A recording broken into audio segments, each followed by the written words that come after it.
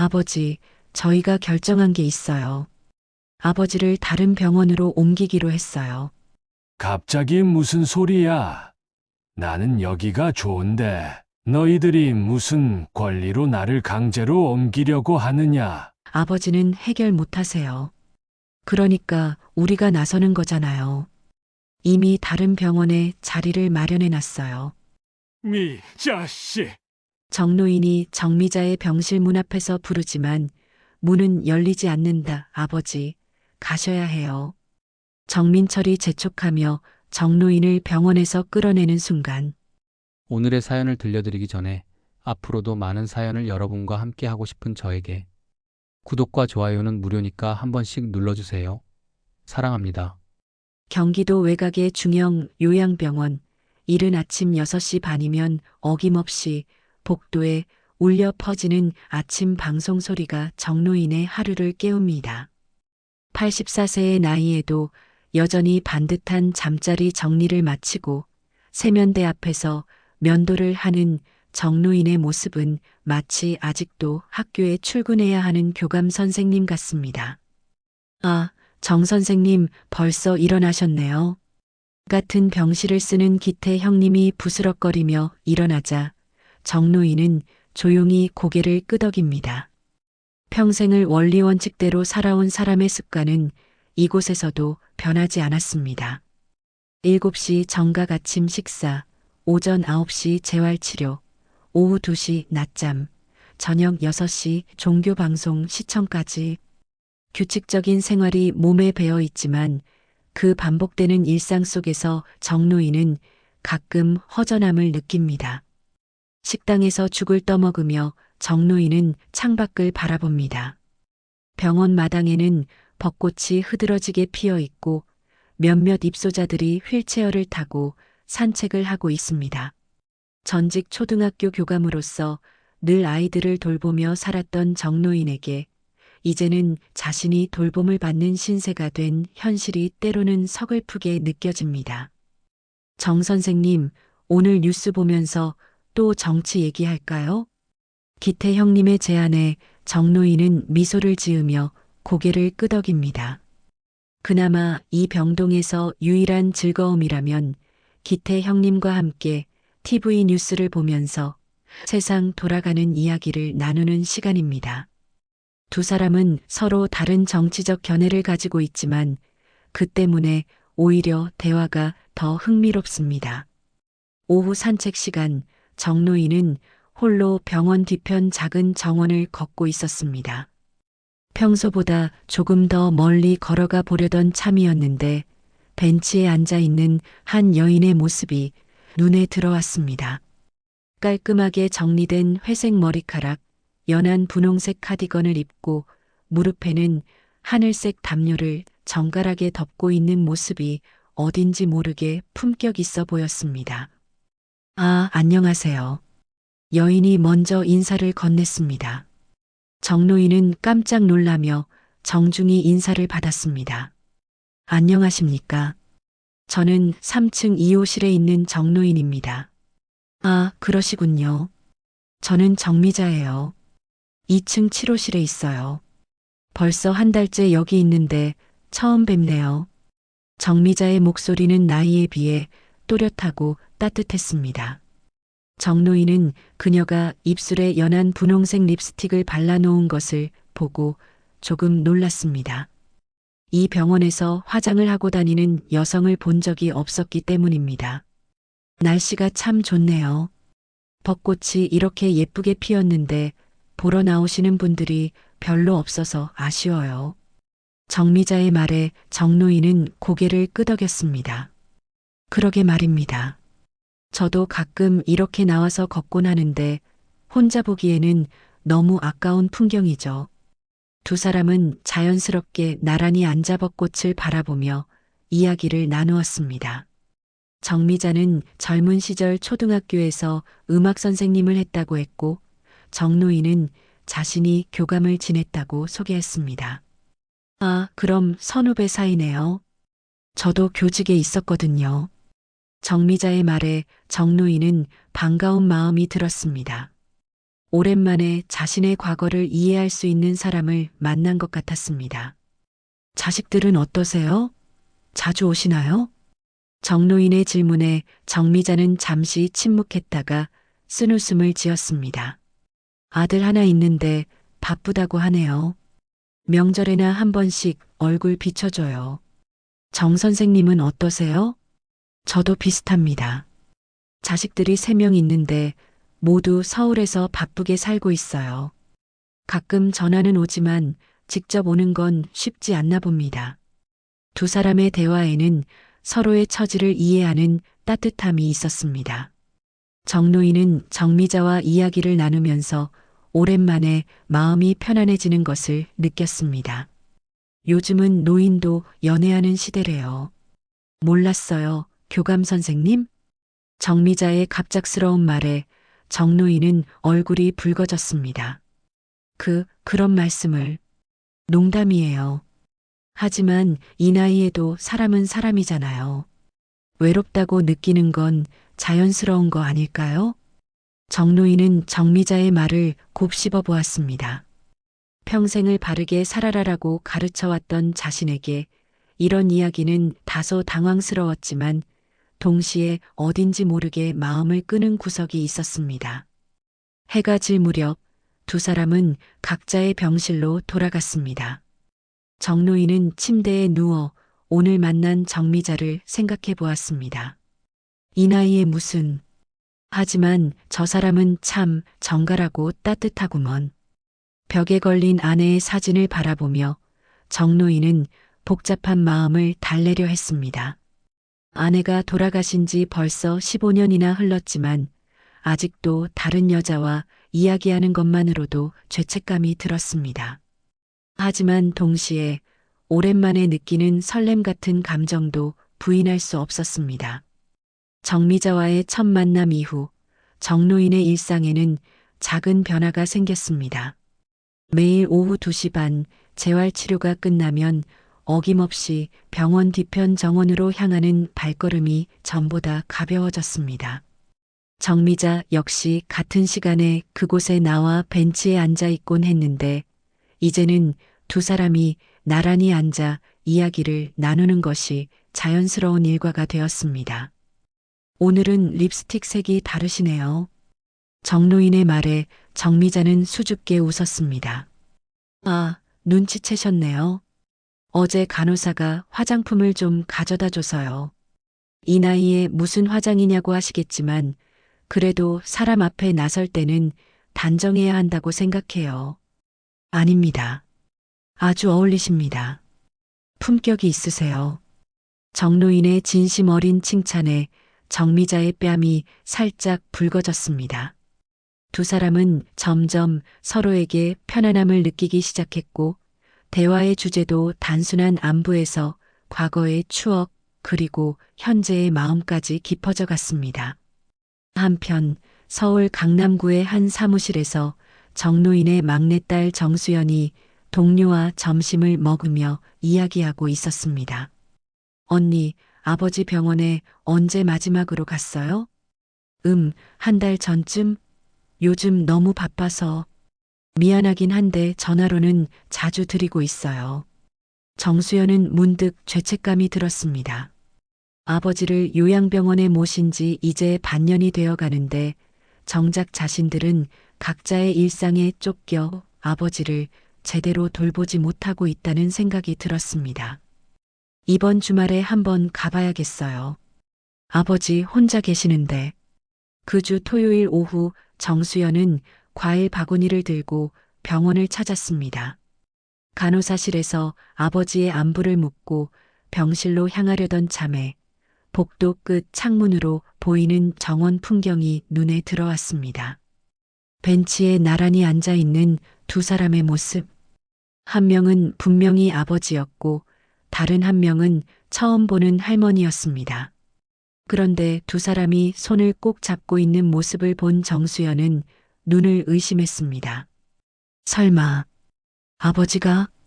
정수연은 조심스럽게 정원으로 내려가 멀리서 두 사람을 지켜보았습니다.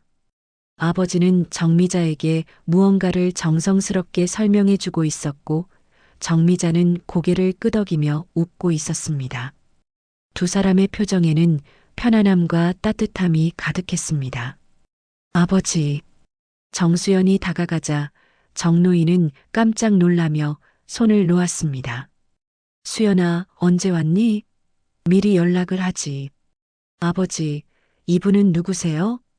정수연의 시선이 정미자에게 향하자 정미자는 자리에서 일어나며 정중히 인사했습니다. 안녕하세요. 저는 정미자라고 합니다. 아버님과 같은 병원에 있어요. 아, 네. 안녕하세요. 정수연은 어색하게 인사를 받으며 아버지를 바라보았습니다. 평생을 엄격하고 원칙적으로 살아온 아버지가 다른 여자와 손을 잡고 있었다는 사실이 믿어지지 않았습니다. 아버지, 저희 잠깐 병실로 올라가요. 정수연의 재촉에 정노인은 정미자에게 미안한 표정을 지으며 자리를 떠났습니다. 병실에 도착하자마자 정수연은 아버지를 마주보고 앉았습니다. 아버지, 그분과 어떤 사이세요? 친구다. 같은 교직에 있었던 분이시고 여기서 알게 되었어. 친구요? 손을 잡고 계시던데요. 정노인은 잠시 말을 잃었습니다. 딸의 추궁하는 눈빛에서 비난의 기색을 읽을 수 있었습니다. 수연아, 아버지도 사람이야. 여기서 혼자 지내는 게 얼마나 외로운지 너희들은 모르겠지만. 아버지, 엄마는 어떻게 되는 거예요? 엄마 사진이 저기 있잖아요. 정수연의 목소리가 떨렸습니다. 정노인은 벽에 걸린 아내의 사진을 바라보았습니다. 내 엄마는 벌써 떠난 지 15년이야. 나도 그동안 혼자 잘 지내왔지만 이제는 정말 외로워. 그렇다고 해서 다른 여자라고? 정미자 씨는 좋은 분이야. 나와 같은 처지에서 서로 위로가 되어주는 사이라고. 정수연은 더 이상 할 말을 잃었습니다. 아버지의 말이 틀린 것은 아니지만 어머니를 그렇게 사랑했던 아버지가 다른 여자와 가까워지는 모습을 받아들이기가 어려웠습니다. 그날 밤 정수연은 집에 돌아가자마자 가족 단톡방에 메시지를 올렸습니다. 오빠들, 아버지 일로 급하게 얘기할 게 있어요. 내일 시간 되면 만나요. 장남 정민철과 차남 정현철이 잇따라 답장을 보냈습니다. 무슨 일이야? 아버지께 무슨 일 생겼어? 병원에서 뭔가 문제가 생겼나? 정수연은 오늘 본 광경을 자세히 설명했습니다. 아버지가 다른 여자와 손을 잡고 있었다는 것, 그리고 그 여자와 친밀한 관계인 것 같다는 내용이었습니다. 단톡방은 순식간에 난리가 났습니다. 뭐라고? 아버지가 다른 여자랑 손을 잡고 있었다고? 이게 말이 되냐? 아버지가 그런 분이 아닌데. 노망이 시작된 건 아닐까? 아니면 그 여자가 아버지를 이용하려는 건 아닐까? 형제들의 걱정과 분노가 뒤섞인 메시지들이 연달아 올라왔습니다. 특히 장남 정민철은 당장 병원에 가서 상황을 확인해 보겠다고 했습니다. 내일 가족회의 하자. 이런 일을 그냥 넘길 수는 없어. 한편 정노인은 병실에서 창밖을 바라보며 복잡한 심경에 빠져 있었습니다. 딸의 반응을 보니 다른 자식들도 비슷할 것 같았습니다. 하지만 동시에 정미자와 함께 있을 때 느끼는 따뜻함과 편안함을 포기하고 싶지 않은 마음도 컸습니다. 내가 뭘 잘못하고 있는 걸까? 이 나이에도 누군가를 좋아하는 마음을 가지면 안 되는 건가? 정노인의 마음 속에는 죄책감과 그리움이 복잡하게 얽혀 있었습니다. 다음 날 일요일 오후 서울 서초구의 한 조용한 카페에서 정노인의 세 자녀가 모였습니다. 장남 정민철은 평소보다 더욱 엄한 표정을 짓고 있었고 차남 정현철은 걱정스러운 눈빛으로 동생을 바라보고 있었습니다. 막내 정수연은 어제 본 일을 다시 한번 자세히 설명했습니다. 분명히 손을 잡고 있었어요. 그것도 아주 자연스럽게. 마치 오래된 연인처럼 정민철이 주먹을 쥐며 말했습니다. 이건 말이 안 돼. 아버지가 그런 분이 아니야. 분명히 그 여자가 아버지를 꼬신 거야. 오빠, 그런 식으로 생각하지 말아요. 그분도 나이 드신 어르신인데. 정수연의 말에 정연철이 끼어들었습니다. 하지만 아버지는 엄마를 그렇게 사랑하셨잖아. 엄마 돌아가시고 나서도 다른 여자는 쳐다보지도 않으셨는데 갑자기 이게 뭐야? 그게 문제라고. 혹시 치매 초기 증상은 아닐까? 아니면 외로움 때문에 판단력이 흐려진 건 아닐까? 형제들의 대화는 점점 격해졌습니다. 결국 정민철이 결론을 내렸습니다. 당장 아버지를 만나서 정확한 상황을 파악해야 해. 그리고 필요하다면 병원을 옮기는 것도 고려해 봐야겠어. 그 다음 주 화요일 세 형제는 함께 병원을 찾았습니다. 정노인은 갑작스럽게 찾아온 자식들을 보고 반가워했지만 이내 그들의 심각한 표정을 보고 무언가 잘못되었음을 직감했습니다. 아버지, 저희가 들은 이야기가 있는데요. 정민철의 말에 정노인은 마음의 준비를 했습니다. 수연이한테 들었어요. 아버지가 어떤 여자분과 가깝게 지내신다고. 그 여자가 누구예요? 아버지한테 뭘 바라는 거예요? 정노인은 잠시 침묵했다가 차분하게 대답했습니다. 정미자 씨 말이구나. 그분은 나와 같은 처지에 있는 좋은 분이야. 같은 교직에 계셨던 분이고 여기서 서로 의지하며 지내고 있어. 의지한다고요? 아버지, 그게 정상적인 의지입니까? 손을 잡고 다니는 게. 정민철의 추궁에 정노인은 목소리를 높였습니다. 손을 잡으면 안 되나? 내가 무슨 큰 죄라도 지었다는 거냐? 아버지, 엄마는 어떻게 되는 거예요? 엄마를 그렇게 사랑하신다고 하셨으면서. 정연철의 말에 정노인은 벽에 걸린 아내의 사진을 바라보았습니다. 내 엄마를 사랑했던 건 변하지 않아. 하지만 내 엄마는 벌써 떠난 지 15년이 지났다. 나는 아직 살아있고 외롭고 그리고 누군가와 함께 있고 싶어. 아버지가 이런 말씀을 하실 줄 몰랐어요. 정수연이 눈물을 글썽이며 말했습니다. 수연아, 아버지도 사람이야. 이 나이에도 외로움을 느끼고 누군가의 따뜻함을 그리워할 수 있는 거야. 하지만 자식들은 이해하지 못했습니다. 대화는 점점 감정적으로 흘러갔고 결국 정민철이 고성을 지르며 자리를 박차고 나갔습니다. 아버지, 정신 차리세요. 이런 식으로 가족의 체면을 구기시려고 하세요? 정민철이 떠난 후 병실에는 무거운 침묵이 흘렀습니다. 정노인은 깊은 한숨을 쉬며 창밖을 바라보았습니다. 이 사건이 있고 나서 병원 분위기가 미묘하게 변했습니다.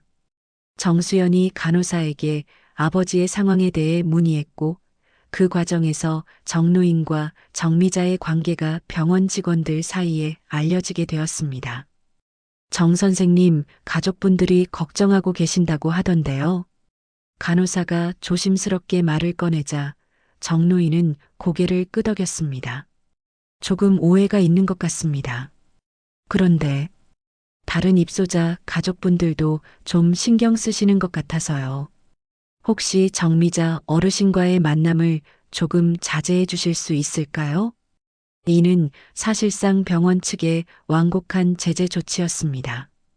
정노인은 마음이 무거웠지만 더 큰 문제를 일으키고 싶지 않아 일단 수긍했습니다. 하지만 정노인은 정미자를 포기할 수 없었습니다. 공개적으로 만날 수는 없지만 다른 방법을 찾기 시작했습니다. 저녁 시간에 병원 도서관에서 우연히 마주치거나 재활치료실에서 잠깐 인사를 나누는 것으로 관계를 이어갔습니다. 어느 날 밤 정노인은 정미자에게 편지를 썼습니다. 미자 씨께 요즘 사람들 눈치 때문에 마음껏 인사도 나누지 못해 죄송합니다. 하지만 미자 씨를 생각하는 마음은 변하지 않습니다. 내가 누구의 남편이었는지 잊은 적 없습니다. 하지만 지금은 미자 씨 앞에서 한 사람의 남자이고 싶습니다. 이런 마음이 잘못된 것일까요? 정노인 올림. 편지를 받은 정미자는 며칠 후 답장을 보냈습니다. 노인 선생님께 선생님의 마음을 받아들이는 제가 욕심쟁이인지도 모르겠습니다. 하지만 이 나이에도 누군가를 그리워하고 기다리는 마음이 있다는 것이 저에게는 선물 같습니다. 세상 사람들이 뭐라고 하든 우리는 서로에게 위로가 되어주면 되지 않을까요? 정미자 올림. 두 사람은 편지를 주고받으며 마음을 나누었고 때로는 휠체어를 타고 병원 곳곳을 함께 돌아다니며 조용한 시간을 보냈습니다. 정노인은 도서관에서 정미자에게 책을 읽어주었고 정미자는 정노인에게 옛날 노래를 흥얼거려 주었습니다. 하지만 병동 내에서는 의견이 분분했습니다. 일부 입소자들은 두 사람을 응원했습니다. 나이가 뭐 중요해? 사람이 사람을 좋아하는데. 나도 90인데 왜 사랑하면 안 되냐고? 하지만 다른 입소자, 가족들은 이상한 분위기라며 불편해했습니다. 결국 몇몇 가족들이 병원에 정식으로 민원을 제기했고 병원장은 정노인과 정미자를 따로 불러 면담을 했습니다. 두 분 다 연세가 많으시니까 이해는 하지만 다른 분들이 불편해하고 계세요. 좀 더 조심스럽게 지내주시면 안 될까요? 정노인과 정미자는 병원장의 말에 고개를 숙였습니다. 하지만 마음속으로는 억울했습니다. 그들이 무슨 잘못을 했다는 것일까요? 단지 서로를 아끼고 의지하는 것이 그렇게 큰 죄였을까요? 면담이 끝난 후 두 사람은 조용한 복도에서 마주보며 서 있었습니다. 미안해요, 노인 선생님. 제 때문에 이런 일이. 아닙니다. 우리가 잘못한 건 아니에요. 하지만 두 사람 모두 앞으로의 일이 쉽지 않을 것임을 예감하고 있었습니다. 병원장과의 면담 이후 정노인과 정미자는 더욱 조심스럽게 지내야 했습니다. 공개적인 만남은 피하고 편지를 주고받거나 우연히 마주쳤을 때 짧은 인사만 나누는 것으로 관계를 유지했습니다. 하지만 두 사람 사이의 감정은 오히려 더욱 깊어져 갔습니다. 한편 정민철은 여전히 아버지의 상황이 못마땅했습니다. 회사에서도 집중이 안 되고 집에서 아내와 이야기할 때도 아버지 걱정만 하고 있었습니다. 여보, 아버지께서 그렇게 외로우시면 우리가 더 자주 찾아뵈면 되는 거 아니야? 아내의 말에 정민철은 고개를 저었습니다. 그게 문제가 아니야. 아버지가 정신이 이상해지신 것 같아. 엄마를 그렇게 사랑하셨는데 다른 여자한테 마음을 주신다는 게 말이 되냐고. 그 무렵 예상치 못한 반전이 일어났습니다. 정미자의 딸 박현정이 부산에서 올라와 병원을 찾았습니다. 박현정은 어머니의 상황을 듣고 직접 확인하러 온 것이었습니다. 엄마, 정 선생님이라는 분이 누구세요? 정미자는 딸의 갑작스러운 질문에 당황했습니다. 아, 그분 말이니?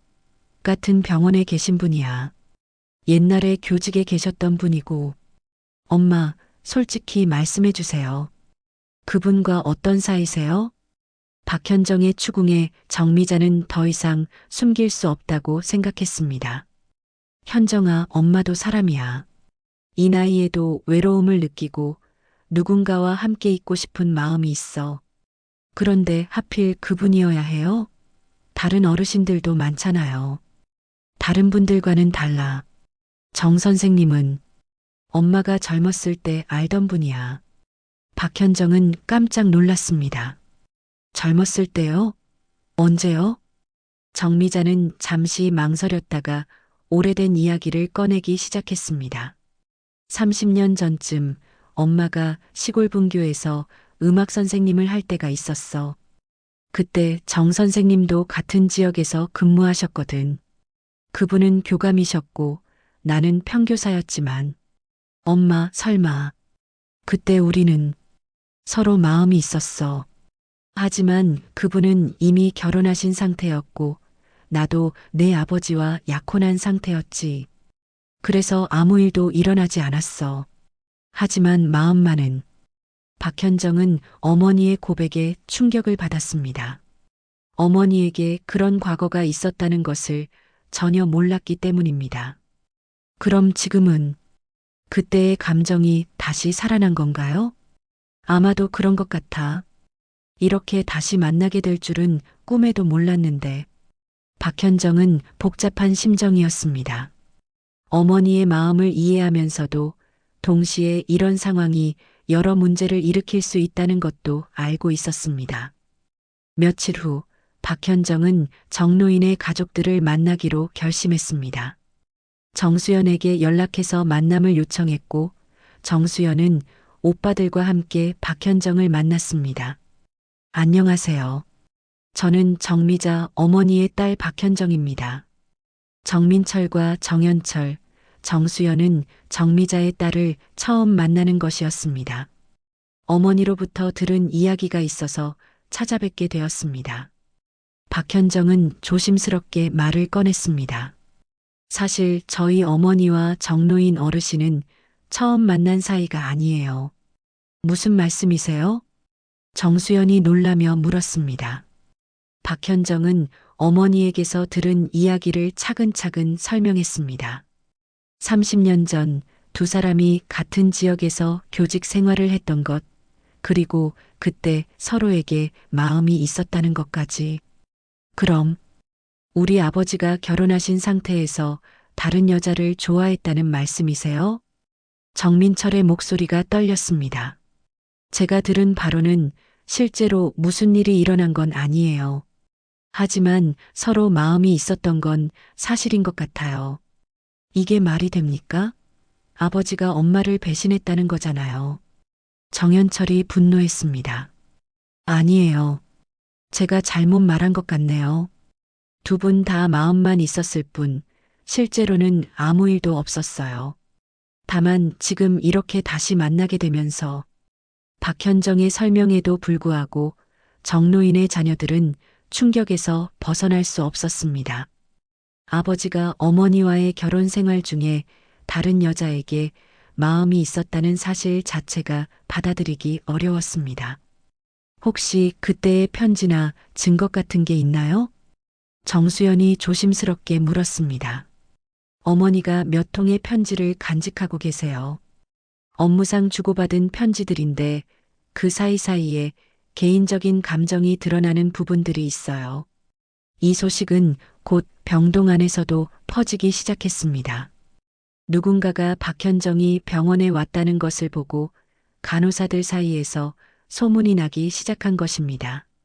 정미자 어르신의 딸이 왔다던데 정 선생님 가족들과 만났다더라.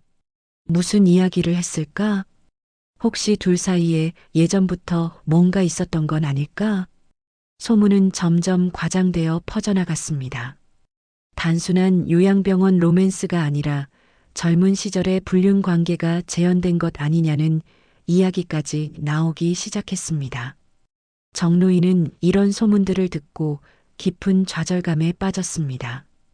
평생을 원리 원칙대로 살아왔고 교육자로서 모범적인 삶을 살아왔다고 자부했는데 이제 와서 이런 소문에 휩싸이게 된 것입니다.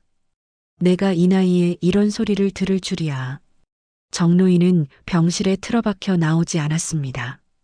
식사도 제대로 하지 않고 평소 즐겨보던 TV도 켜지 않았습니다. 기태 형님이 걱정스럽게 말을 걸어도 대답하지 않았습니다. 정 선생님, 너무 신경 쓰지 마세요. 사람들 입에서 나오는 소리야 별거 아니잖아요. 하지만 정노인의 마음은 쉽게 회복되지 않았습니다. 정미자 역시 마찬가지였습니다. 딸이 과거 이야기를 털어놓은 것이 이렇게 큰 파문을 일으킬 줄 몰랐습니다. 그녀도 병실에서 나오지 않고 지내며 후회와 자책에 빠져 있었습니다. 내가 괜한 욕심을 부렸나? 두 사람은 서로를 보고 싶어 했지만 이제는 만나는 것조차 어려워졌습니다. 병원 분위기가 전과는 완전히 달라졌고 직원들도 두 사람을 더욱 예의주시하게 되었습니다. 정노인은 벽에 걸린 아내의 사진을 바라보며 중얼거렸습니다. 민철이 말이 맞았을지도 몰라. 내가 너무 철없이 굴었나 보다. 마음 깊은 곳에서는 정미자에 대한 그리움이 여전했지만 현실의 벽 앞에서 정노인은 점점 포기하게 되었습니다. 과거 이야기가 알려진 후 일주일이 지나자 정노인의 자녀들은 급진적인 결정을 내렸습니다. 정민철이 주도하여 가족회의를 열었고 그 결과 아버지를 강제로 퇴소시키기로 합의한 것입니다. 더 이상 이런 상황을 방치할 수는 없어. 아버지 명예도 실추되고 가족 체면도 말이 아니야. 정민철의 말에 정연철도 동의했습니다. 맞아. 그리고 아버지 건강에도 좋지 않을 것 같아. 스트레스를 너무 많이 받고 계시는 것 같더라. 하지만 정수연은 망설였습니다. 오빠들, 그래도 아버지께 먼저 상의드려야 하는 거 아니에요? 갑자기 퇴소시키면 아버지가 얼마나 당황하실까요? 상의할 게 뭐 있어? 아버지가 지금 제대로 된 판단을 하실 수 있는 상태야? 우리가 결정해야 해. 정민철은 이미 마음을 굳혔습니다. 그는 서울 강서구에 있는 다른 요양병원을 알아봤고 이미 입소 절차까지 마쳐놓은 상태였습니다. 목요일 아침 세 자녀는 병원에 나타났습니다. 정노인은 평소와 다른 자식들의 분위기를 감지했습니다. 아버지, 저희가 결정한 게 있어요. 정민철이 차분하지만 단호한 목소리로 말했습니다. 무슨 결정? 아버지를 다른 병원으로 옮기기로 했어요. 여기서는 더 이상 편안하게 지내실 수 없을 것 같아서요. 정노인은 깜짝 놀랐습니다. 갑자기 무슨 소리야? 나는 여기가 좋은데. 아버지, 지금 상황이 어떤지 모르세요? 온 병원이 아버지 이야기로 시끄러워요. 이런 상황에서 어떻게 계속 계실 수 있어요? 정연철의 말에 정노인은 할 말을 잃었습니다. 이미 다른 병원에 자리를 마련해 놨어요. 오늘 오후에 이사할 거예요. 오늘? 그렇게 급하게? 늦으면 늦을수록 더 복잡해져요. 빨리 정리하는 게 좋아요. 정노인은 자식들의 일방적인 결정에 분노했습니다. 너희들이 무슨 권리로 나를 강제로 옮기려고 하느냐? 나는 여기서 지내고 싶다고 했잖아. 아버지, 지금 아버지 상황을 보세요.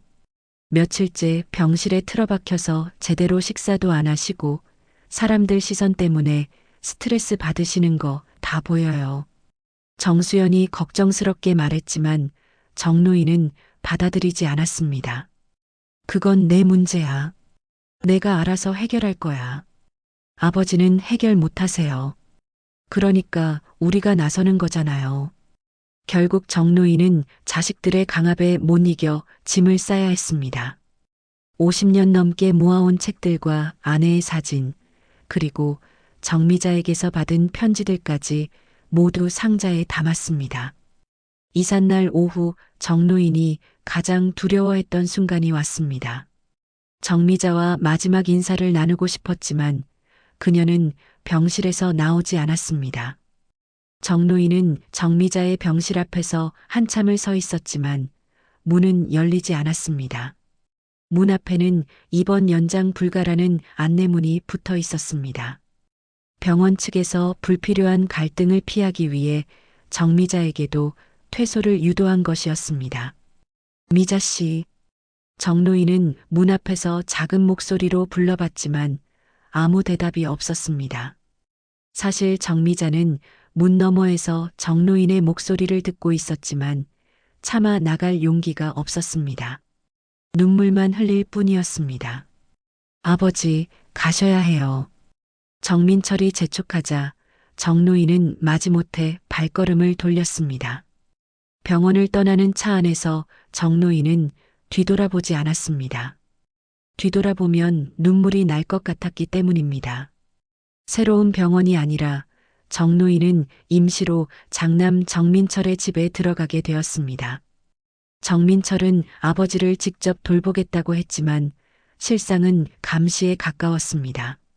아버지, 방은 이쪽이에요. 화장실은 바로 옆에 있고요.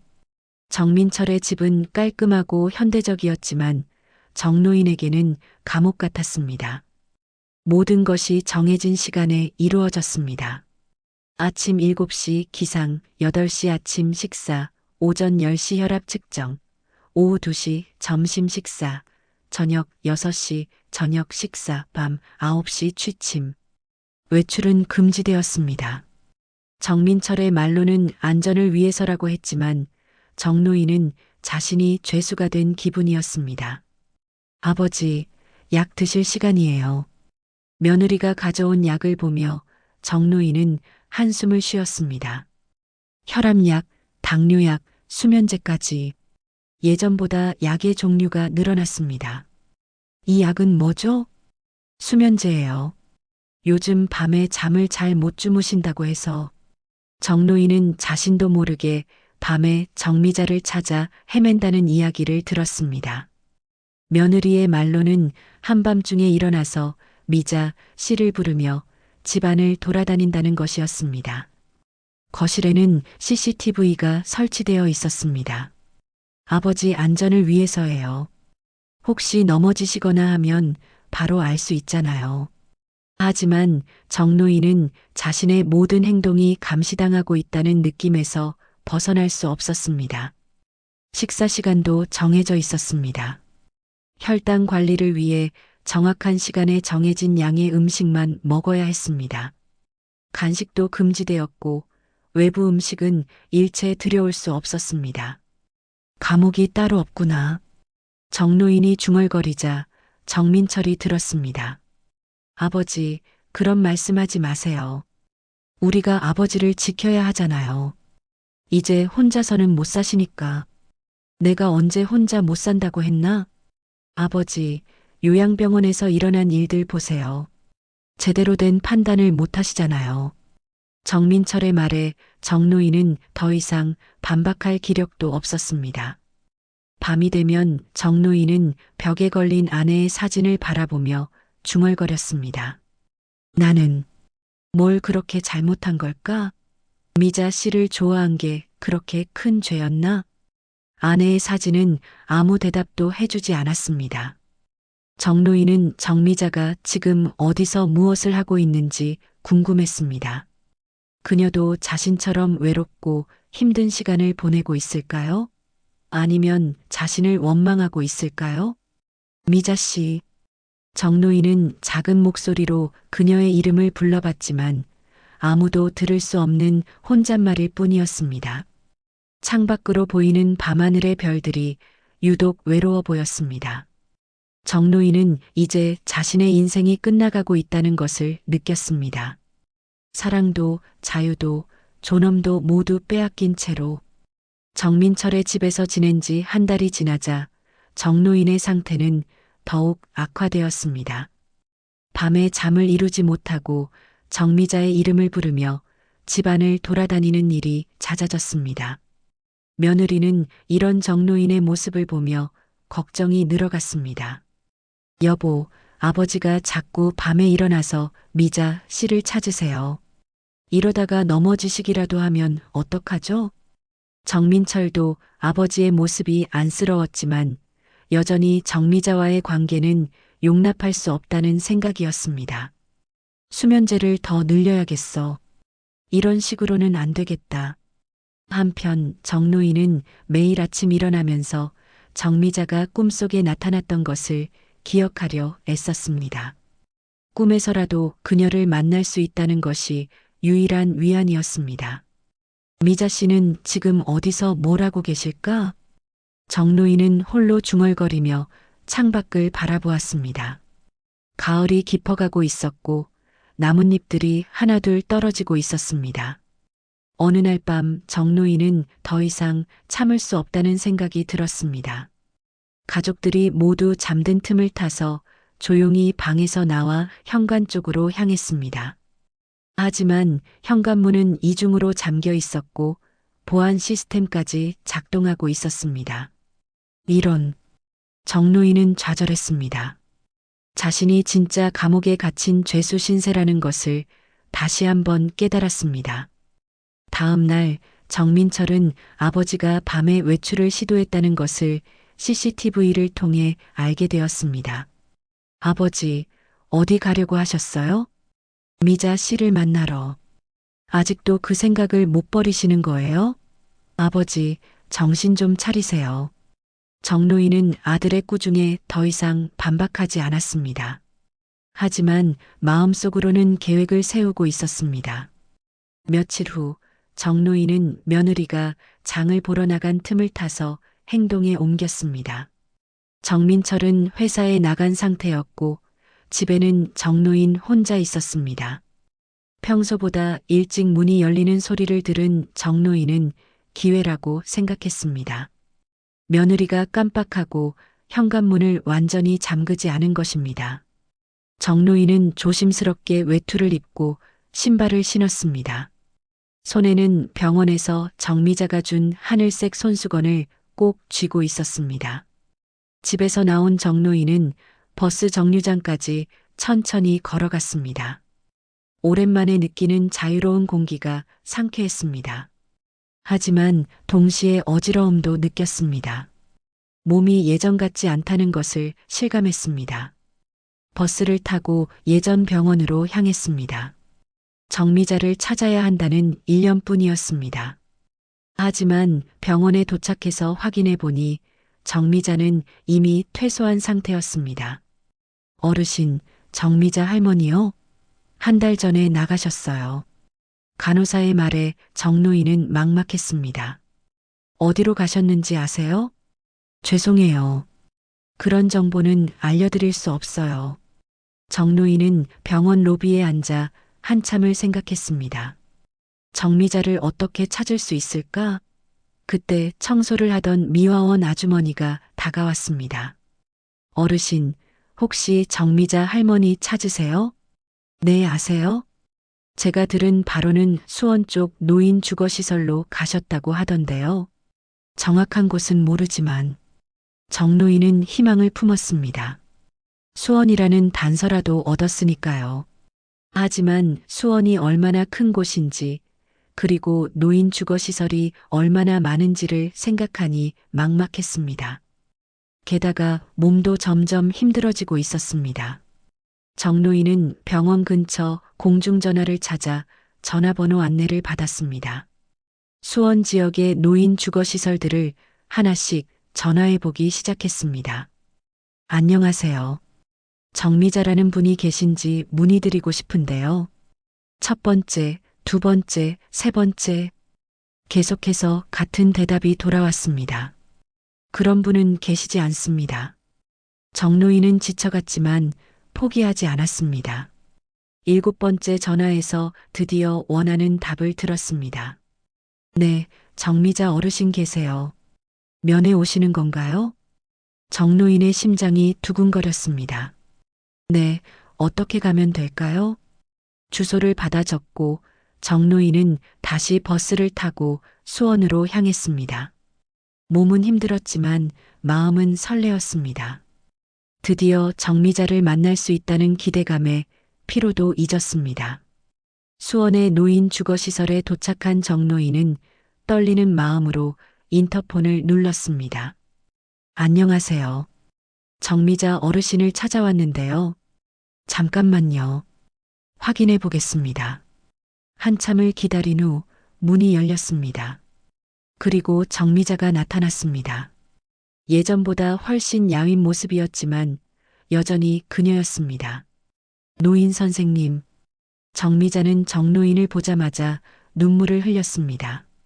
이 나이에 미친 사람처럼. 정노인도 목이 메었습니다. 미자 씨, 내가 미자 씨한테 가르쳐야 할 마지막 교훈이 있어요. 교훈이요? 사랑은 끝날 때까지 끝난 게 아니에요. 우리가 헤어져 있어도 서로를 생각하는 마음은 계속되는 거예요. 두 사람은 시설 입구에서 꼭 껴안았습니다. 지나가는 사람들이 쳐다봤지만 그들에게는 중요하지 않았습니다. 미자 씨, 저와 함께 가요. 우리 함께 살아요. 선생님, 이제 더 이상 다른 사람 눈치 보지 말아요. 우리 나이에 누군가를 사랑하는 게 그렇게 잘못된 일인가요? 정미자는 잠시 망설였다가 고개를 끄덕였습니다. 선생님이 원하신다면. 그날 밤 정민철은 아버지가 사라진 것을 발견하고 크게 당황했습니다. 경찰에 신고까지 하려던 참에 정노인으로부터 전화가 왔습니다. 민철아, 나는 미자 씨와 함께 있어. 더 이상 찾지 마라. 아버지, 어디 계세요? 당장 돌아오세요. 안 가겠다. 나는 여기서 미자 씨와 함께 지낼 거야. 정민철은 아버지의 단호한 목소리에 당황했습니다. 하지만 동시에 아버지가 그렇게까지 원한다면 어쩔 수 없다는 생각도 들었습니다.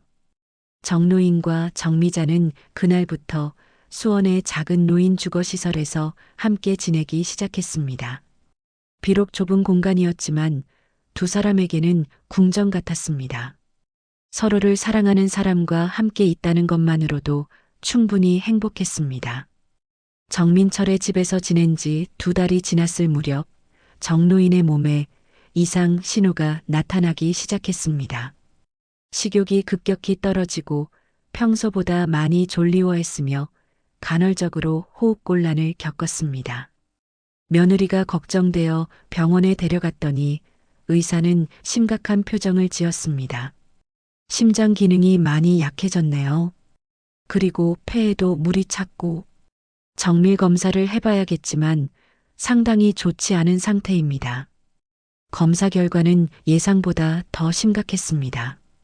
신부전이 급속히 진행되고 있었고 당뇨 합병증으로 인한 신장 기능 저하도 발견되었습니다. 얼마나 남았습니까? 정민철이 조심스럽게 물었습니다. 길어야 몇 개월. 이제 얼마 안 남았다고 봐야 합니다. 가족분들이 마음의 준비를 하셔야겠어요. 정민철은 충격에 빠졌습니다. 아버지와 갈등을 겪고 있던 중에 이런 소식을 들으니 죄책감이 밀려왔습니다. 집으로 돌아온 정민철은 아버지에게 병원에서 들은 이야기를 조심스럽게 전했습니다. 아버지, 병원에서 많이 안 좋다고 하네요. 정노인은 의외로 담담했습니다. 그럴 줄 알았어. 요즘 몸이 예전 같지 않더라고. 아버지, 그동안 제가 너무 심했나요? 정민철의 목소리가 떨렸습니다. 민철아, 내가 나를 걱정해서 그런 거라는 걸 모르는 게 아니야. 하지만 정노인은 잠시 말을 멈췄다가 계속했습니다. 내가 마지막으로 부탁할 게 하나 있어. 뭐든지 말씀하세요. 미자 씨가 어디 있는지 알아봐 줄 수 있겠니? 마지막으로 한 번만 만나고 싶어. 정민철은 망설였습니다. 하지만 아버지의 간절한 눈빛을 보니 거절할 수 없었습니다. 알아볼게요, 아버지. 며칠 후 정민철은 예전 병원에 연락해서 정미자의 행방을 수소문했습니다. 다행히 간호사 중 한 명이 정미자가 수원의 한 노인 주거시설로 옮겨갔다는 정보를 알려주었습니다. 정노인은 정미자의 소식을 듣고 깜짝 놀랐습니다. 수원? 거기서 혼자 지내고 계신다고? 네, 그런 것 같아요. 따님이 부산에 계셔서 자주 못 오신다고 하더라고요. 정노인은 가슴이 아팠습니다. 정미자도 자신처럼 외롭게 지내고 있을 것이라는 생각에 견딜 수 없었습니다. 민철아, 나를 거기로 데려다 줄 수 있겠니? 아버지, 몸이 많이 안 좋으신데. 제발이다. 마지막 소원이야. 정민철은 고민 끝에 아버지의 요청을 들어주기로 했습니다. 주말을 이용해서 수원의 노인 주거시설을 찾아갔습니다. 시설 관리사무소에서 정미자를 만나고 싶다고 하자 직원이 연락을 취해 주었습니다. 잠시 후 정미자가 나타났는데 예전보다 많이 야윈 모습이었습니다. 노인 선생님, 정미자는 정노인을 보자마자 눈물을 흘렸습니다. 정노인 역시 마찬가지였습니다. 미자 씨, 그동안 어떻게 지내셨어요? 선생님이야말로 많이 야위셨네요. 두 사람은 시설 내 작은 면회실에서 대화를 나누었습니다. 정민철은 멀리서 지켜보며 복잡한 심정이었습니다. 미자 씨, 저한테 시간이 많지 않다고 해요.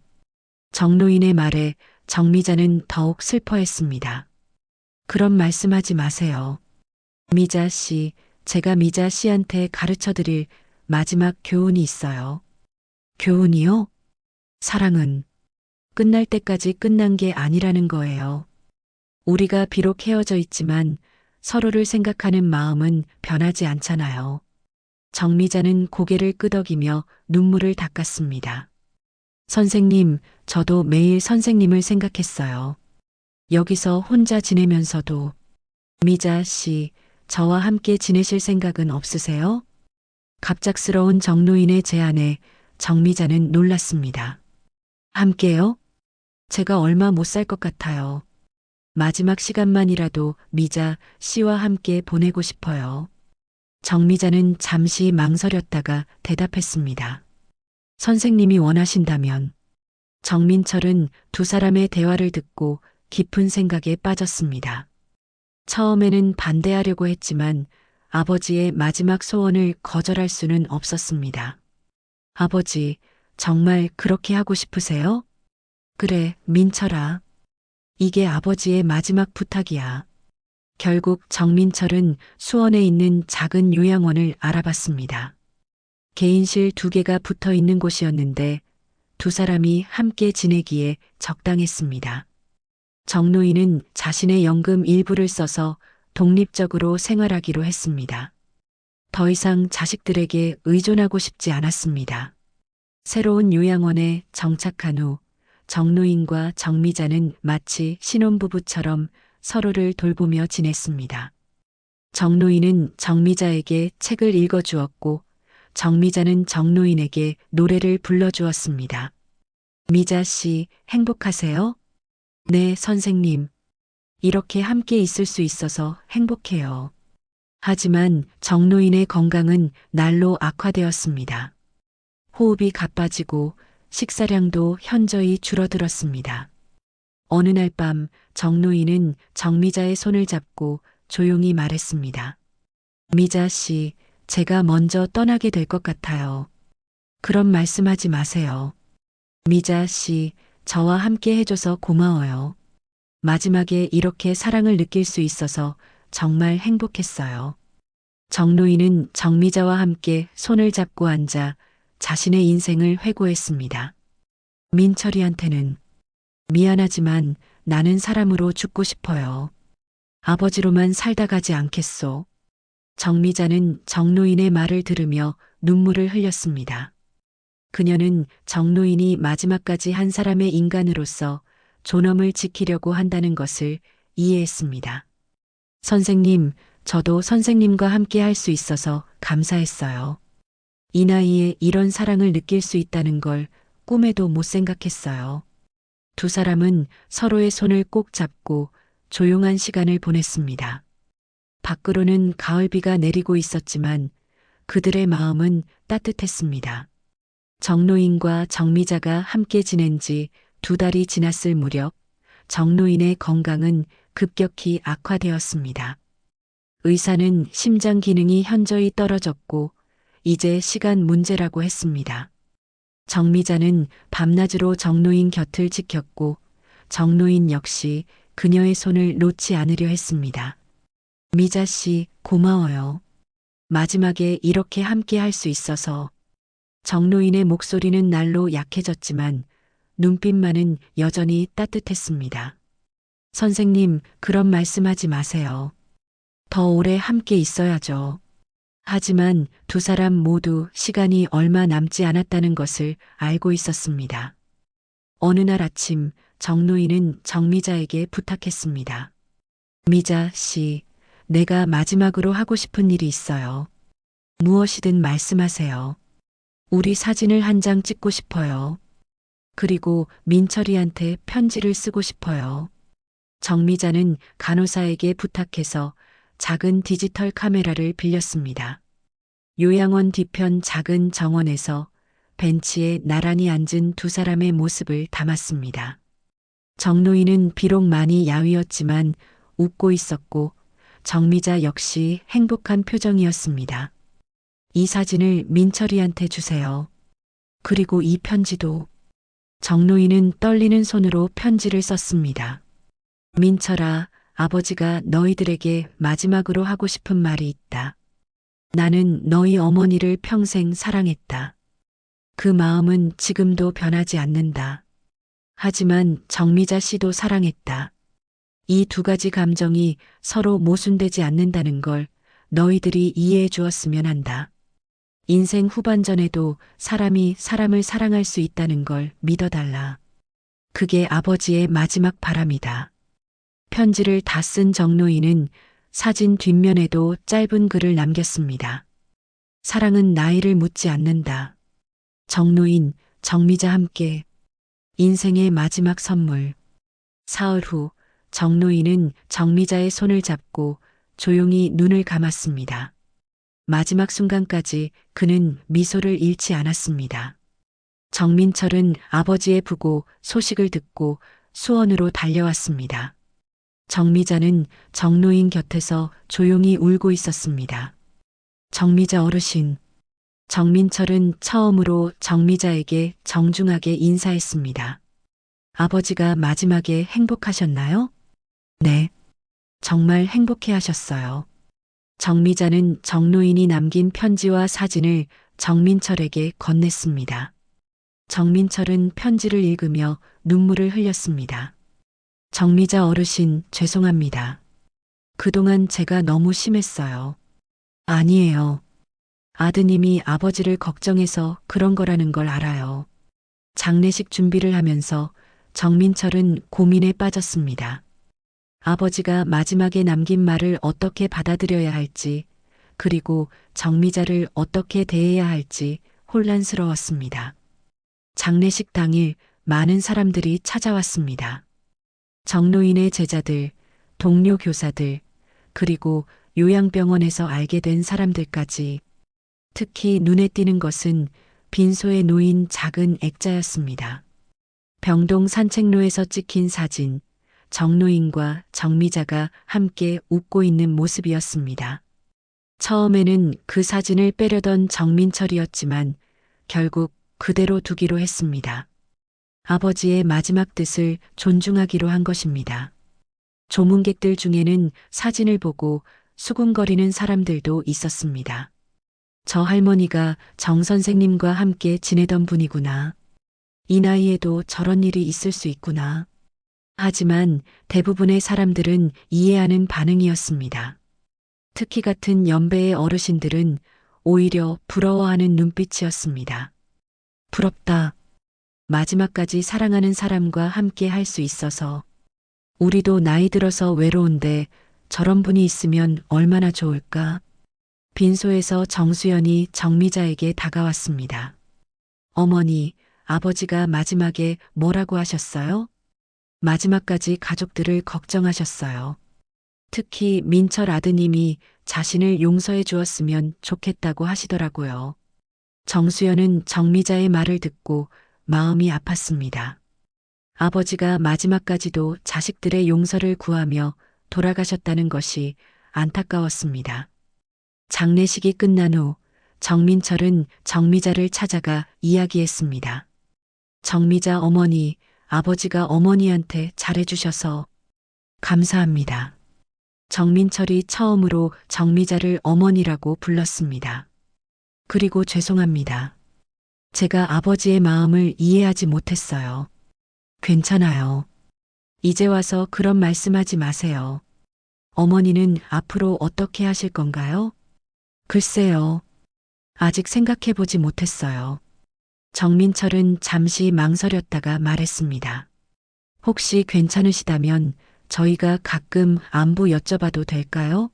아버지께서 그렇게 아끼신 분이니까. 정미자는 깜짝 놀랐습니다. 정민철의 이런 제안을 전혀 예상하지 못했기 때문입니다. 정말 괜찮으세요? 네. 아버지의 마지막 가르침을 받았거든요. 사랑에는 나이가 없다는 것, 그리고 사람은 마지막까지 사람으로 살 권리가 있다는 것을요. 몇 달 후 놀라운 일이 일어났습니다.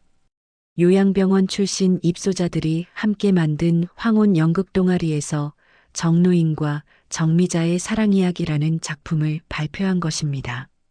실화를 바탕으로 한 이 연극은 많은 사람들에게 감동을 주었습니다. 공연을 본 관객들의 반응은 뜨거웠습니다. 나이가 들어도 사랑할 수 있다는 걸 보여준 멋진 이야기였어요. 우리 부모님도 저런 마음을 가지고 계실지 몰라요. 연극이 끝난 후 정민철과 정수연, 정연철은 정미자와 함께 공연을 관람했습니다. 무대 위에서 재현된 아버지와 정미자의 사랑 이야기를 보며 그들은 비로소 아버지의 마음을 완전히 이해할 수 있었습니다. 아버지가 정말 행복하셨구나. 정수연이 중얼거렸습니다. 네, 정말 행복해 하셨어요. 정미자가 대답했습니다. 공연이 끝나고 집에 돌아가는 길, 정민철은 아내에게 말했습니다. 여보, 우리도 나이 들어서 저런 사랑을 할 수 있을까? 글쎄요. 하지만 나이가 들어도 서로를 아끼는 마음은 잃지 말아요. 그날 밤 정민철은 아버지의 사진을 바라보며 생각했습니다. 아버지는 마지막까지 한 사람의 인간으로서 존엄을 지키며 살았다고. 그리고 그런 아버지가 자랑스럽다고. 정노인의 이야기는 많은 사람들에게 전해졌고 황혼 연애에 대한 사회의 인식도 조금씩 변화하기 시작했습니다. 나이가 들어도 사람은 사람을 사랑할 수 있다는 것, 그리고 그런 사랑 역시 존중받아야 한다는 것을 깨닫게 해준 소중한 이야기였습니다.